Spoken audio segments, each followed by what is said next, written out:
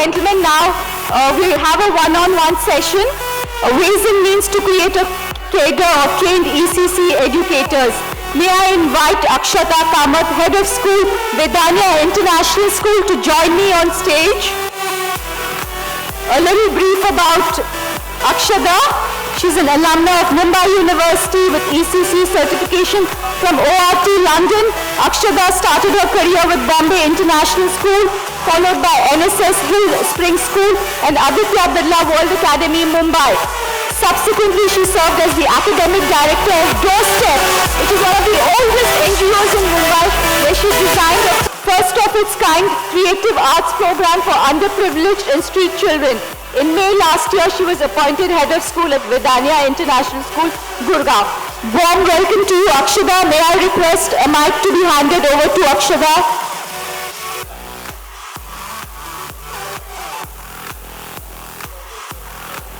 Thank you. Akshada, poor quality teacher training is the Achilles heel of early childhood education.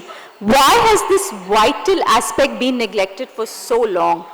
Even in the, NEP, NCF, which we discussed, the need for high quality early childhood educators has been emphasized, but none of these documents set out a roadmap to make this happen. Why? Okay, a very warm welcome to everybody here and good evening from me. It would be wrong on my part to start this discussion or to start my answer for you without thanking somebody here. Dr. Popat has been very active and a name to reckon with in the space of early childhood and care. I think her training programs have always been spoken about, and she's been a pioneer of a kind in that early childhood space. I come from Bombay, Dr. Popat, so I have heard and seen you at various events, and I think early childhood care in Bombay has got the kind of importance. She is somewhere responsible for it. So if we think that early childhood and care in Bombay is at the forefront or things are being done differently, then her name somewhere or the other reflects always. So thank you. Thank you.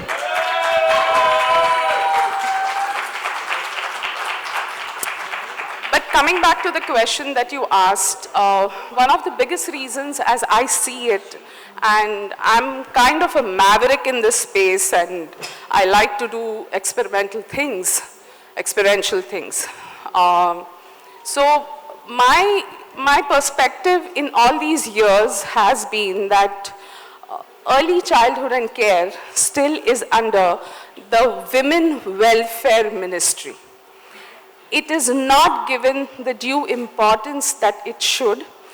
I think all of us as pre-primary teachers understand this, that it's the fastest brain growth, but it does not make an impact because they cannot voice what they need to say. So kids are the most neglected part of society. Younger kids more so because they don't have a voice, they don't have a choice, they are parent dependent. So it is very easy to neglect or ignore their needs. And understanding that education itself has not percolated down the way it should in the Indian populace, I think it's very easy to neglect them. And if they are themselves neglected, their needs or teacher training is always going to be a neglected aspect. So that's one of the main reasons.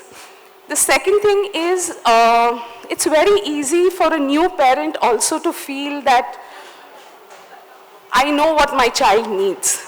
And they may not be wrong in the biological aspect, but where nurturing is concerned, we all may be as anybody else. So where parents feel that they can voice their opinion and they can have a say, they don't feel the need of an external intervention. So that is the second aspect why I don't think teacher training, ECCE training has been looked at as carefully as it should be even today. What we have today by the NEP is guidelines. I would like to give an example. So guidelines, and there are objectives, and there will be an objective given saying that sits and listens attentively. For listening, I really don't have to sit.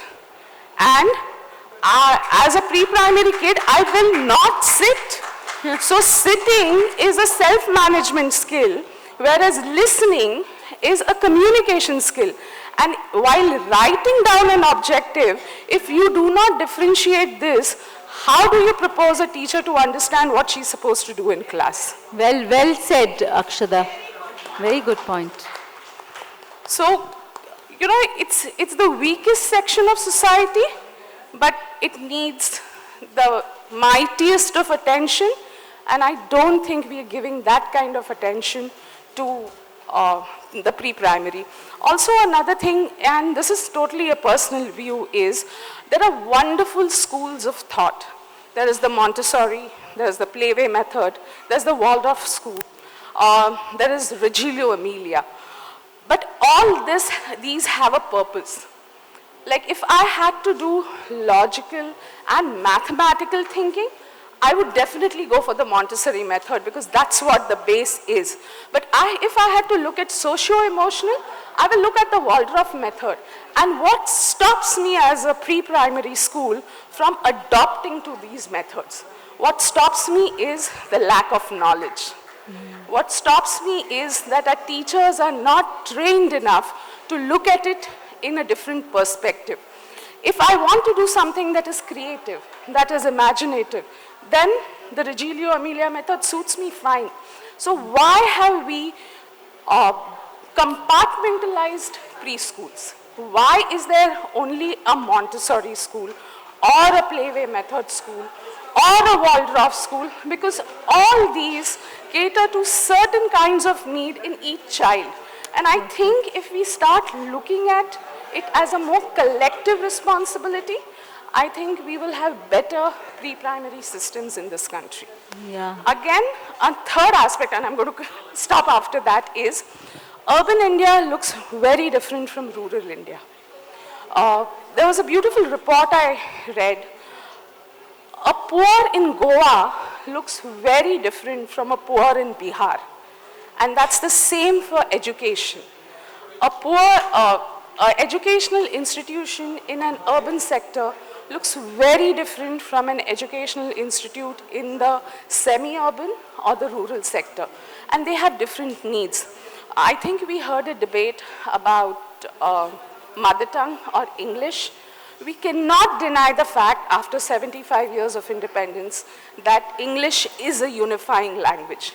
We cannot deny the fact that English is the language of commerce today around the world.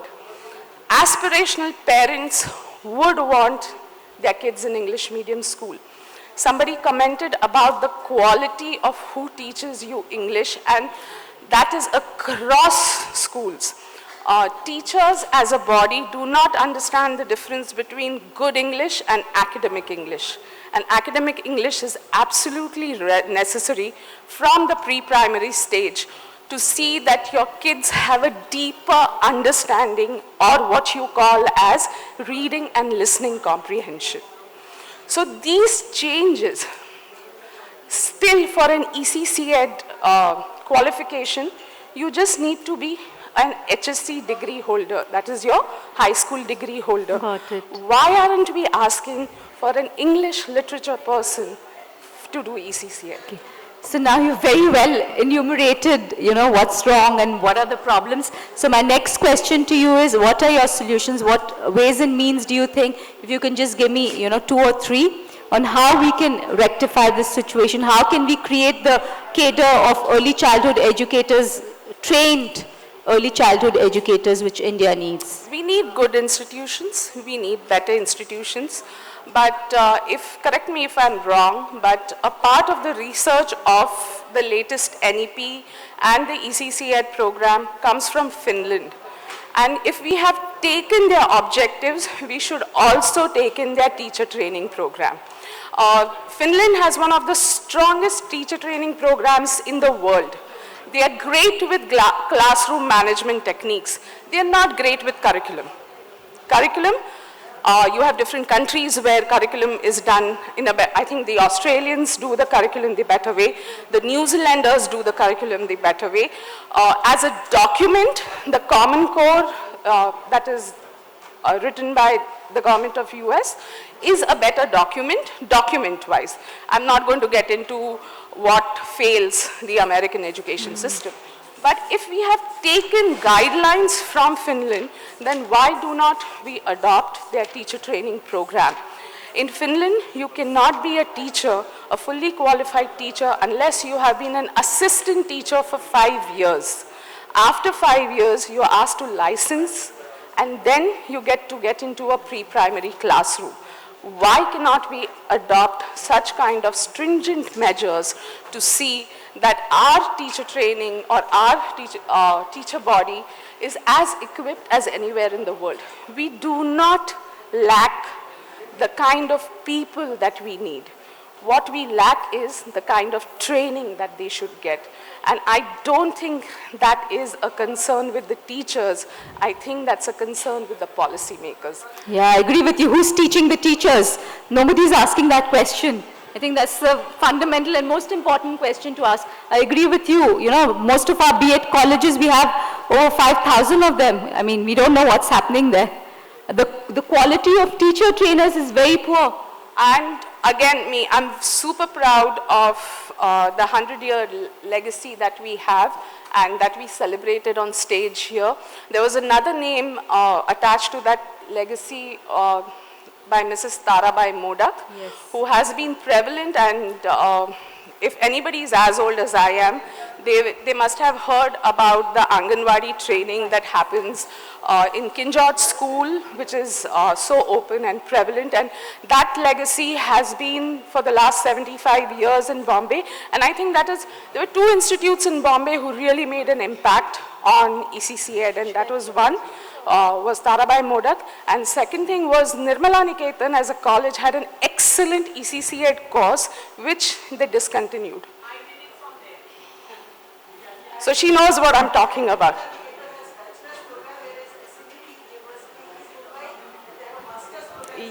Yes, and they were discontinued. Yeah. Those okay, let's take some quick questions then. So, yeah, you can just repeat, Dr. Sanawat, the points which you just said. I'm sorry because I get touched when it comes to Mumbai. And Swati is there, and Swati said, I am from Nirmala Niketan. Yes, she is from Nirmala Niketan, and no doubt Nirmala Niketan is a very good college, but SNDT is a women's university, and this is the first university, women's university, and I'm very proud that it's a women's university. And because it's a women's university, so proudly I can say, this university has started first time in India, Masters in Early Childhood Education. After that, it has gone to Delhi, Bangalore, and other cities because it has a value in it. Okay.